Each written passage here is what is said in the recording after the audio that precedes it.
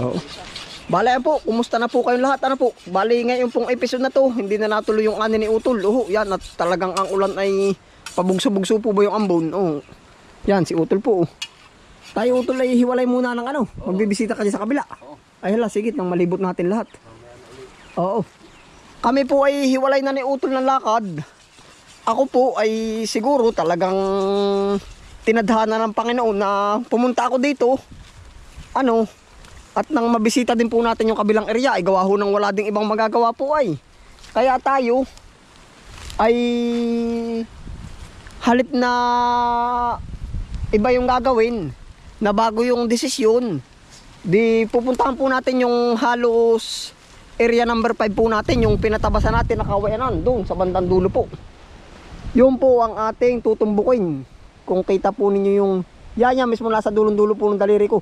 Yung punong kahoy na yun po ang ating pupuntahan at doon po nakatanim yung ating pong mga ibang niyog na pinalinisan po natin kay Tiyo Puroy. Kung tanda po ninyo, oh, yan, hala, tara po, sama-sama po tayo. Oh. Tayo po hindi nagigilid paparaon. Kasama po natin si Itim. Oh, Itim. Oh, tara, tara.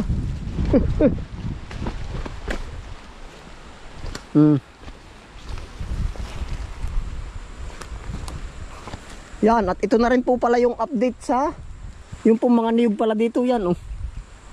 Yan, yung mga niyog na yan. At tayo po'y babaybay na din ay. Yan, Utol Bunso, yung mga niyog na pinapatanim at pinapalinisan, oh. Yun.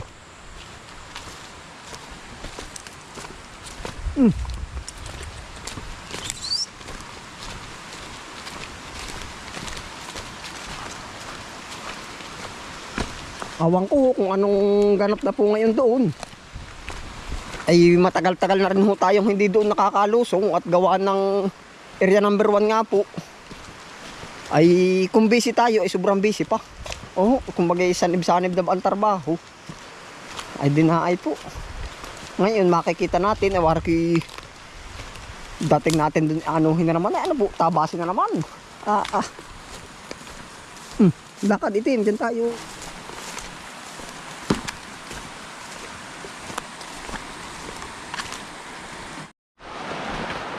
Tayo po'y mamamaybailaan ng Dumaka River, opo. Yan. Tayo po'y dun sa kaduluduluhan doon ay. Ari po pala na iraos na ni na utol na niyugin. Oo, yan. Napagbalat-balatan na po. Ay ako po ay hindi na rin nakasama din eh. Sabi ko dalihin na ninyo. At gawa ng ay maraming mapipinding din po. Oo, naay yan. Ayan. Yung mga ano nang pinagbalatan po ng niyog. Kaya po hindi na tayo nakasama po dito. Oo. Dami pa ko mamaya pagbalik.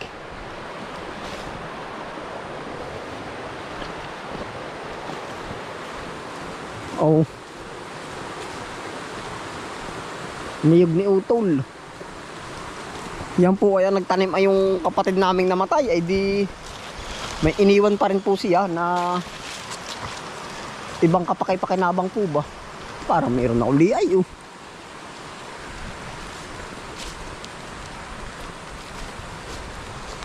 Mayroon na uli. Tayo po ilalampas na din eh.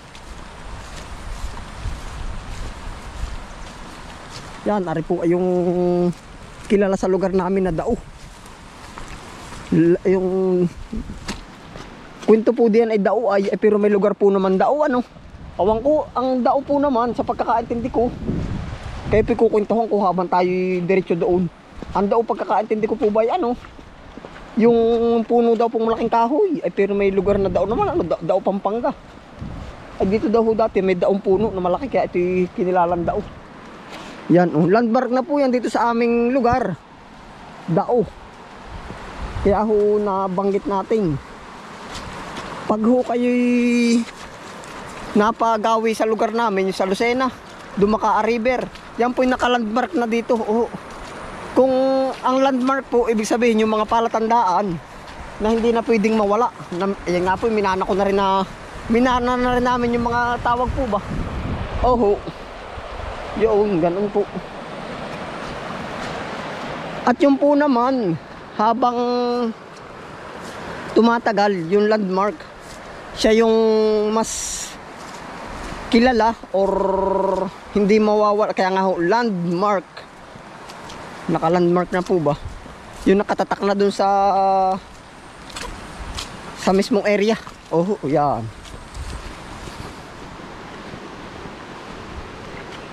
Kumusta na kaya ating gawa? Ito po naman patubig yan. Irrigation na malaki oh.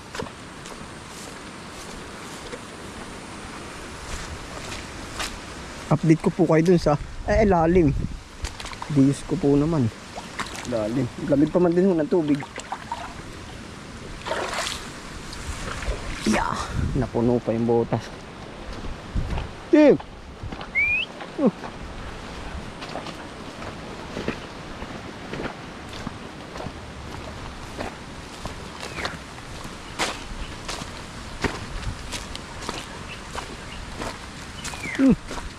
Nakon.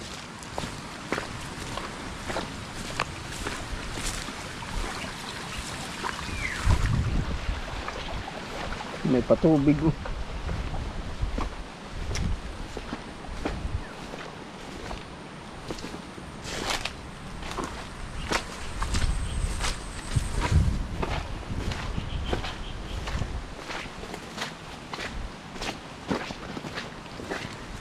Yun na po yung ating tinutumbok na sabi ko sa inyo, malaking puno, yung likod pa o yun.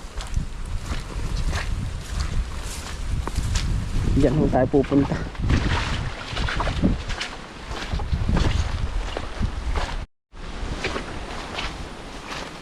Ito na po oh.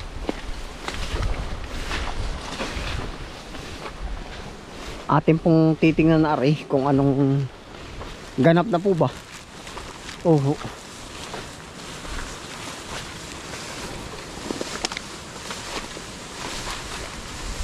Dami pa ko. Na, di pa, lalaki. Natabunan na kayo. Ibang gawa din eh. Ari pala, hindi pa rin po na-update mula nung bumagyo. Area number 5. Ganda na rin ano. Purple. Minsan po hindi natin inaasahan o teong po nasa gubat. Yan po ang nasa nature, nasa natural oh. Ganda, ang dami oh.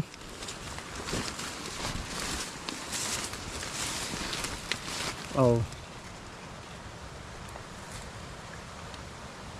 Ganda po ano, napahinto tayo ay. Oh.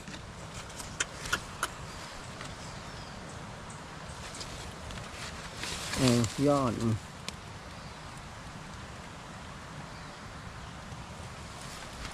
Dini ho tayo tatawid sa sapa.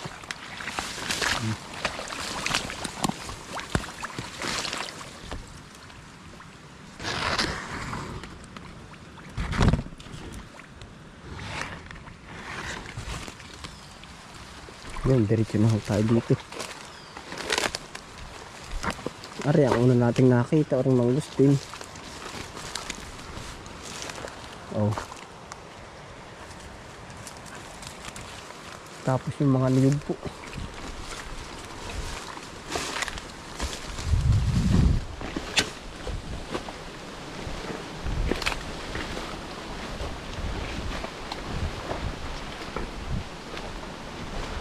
Niyog. Ka ating mahogany din. Ba, malaki na rin. May tanim po tayong mahogany tree dyan eh.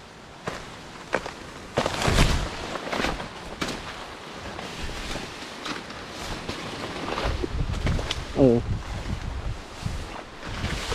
Yan, oh, tanda po ba ninyo? Ari, ibilag ko nun na sa inyo. Mabilis din lumaki ang mahugan eh. Yan. Oh.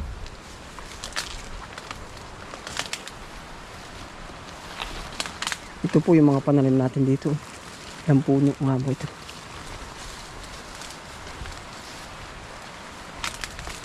Mahogany tree. Kung po kayo ay napanood nyo ito, yan na, ganyan na po ngayong kalaki yan.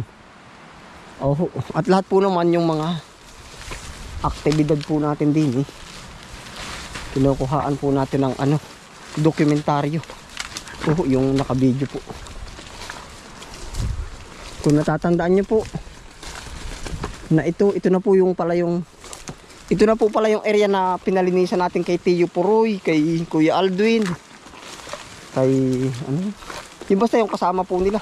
Hindi ko matandaan kung ilang buwan na to na nalinis, pero ang kapal na po uli ng damo. Isukal na bumagsak pang kawayan, maiipatalas. Malalaki na rin po ang niyog. Bumagsak kayo isang punong kawayan.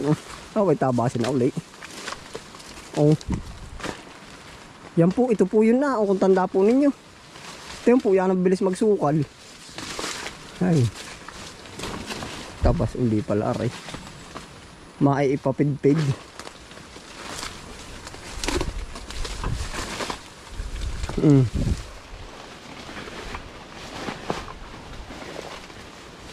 Yan mga kawayan, bumagsak po sa mismong gitna.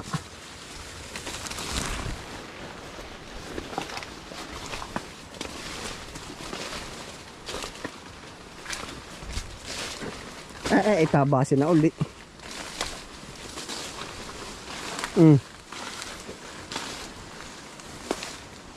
Siguro po yung pagbisita po natin dito, tayo mag-schedule ng palinis. Yun lang po ang magiging natin dito. Schedule tayo ng palinis. Pagkakabilis tampos tao na naman. Ilan nga ba tao ang natin?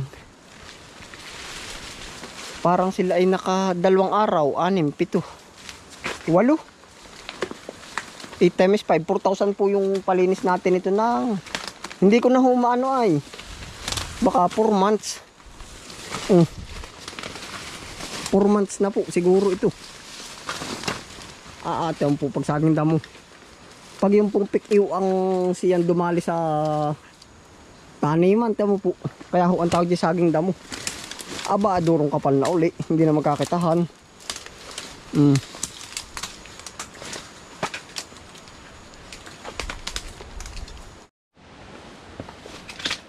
Bali ito po. Ayan, ito po. Hindi ko matandaan nga kung 4 months ay di kung 8 katao 4 months, every month dapat mag na tayo ng 1,000 every month. 4 months tapos tigwa 1,000 ay di 4,000 po 8 tao. Nang para po mas malinis uli.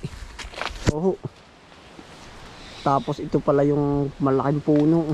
Parang tinamaan din ng kidlat siguro. Yan malamang kahoy ang puno yan. Parang tinamaan ng kidlat na patay na, wala nang kadahon-dahon. Ang laki ng puno yan.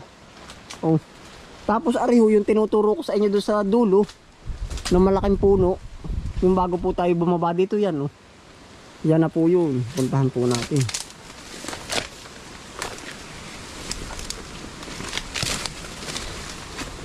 Yan ang bilis pong magsukal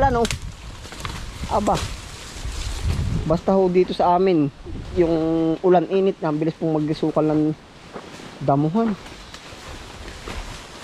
Ito po na may papalinisan uli natin at nang maka-recover yung mga niyog na yan. Yan, ari po yung katawan ng puno na super taas. Puno po yan ng kalumpit. Laki. Hindi po kaya po silang tao. Sobrang laki. Sobrang taas.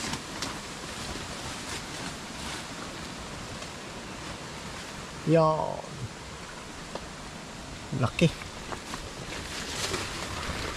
Lakad ito titingnan natin dyan yung kabilang dulo diyan. Kung ano na ito.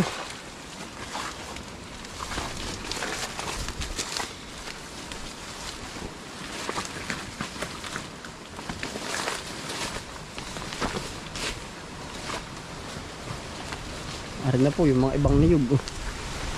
Diyos ko po, lakas ng hangin.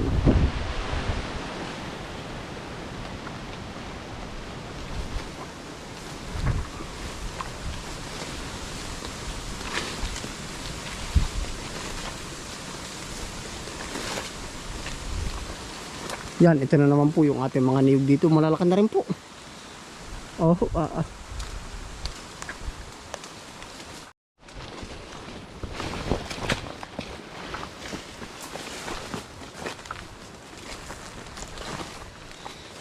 niyog.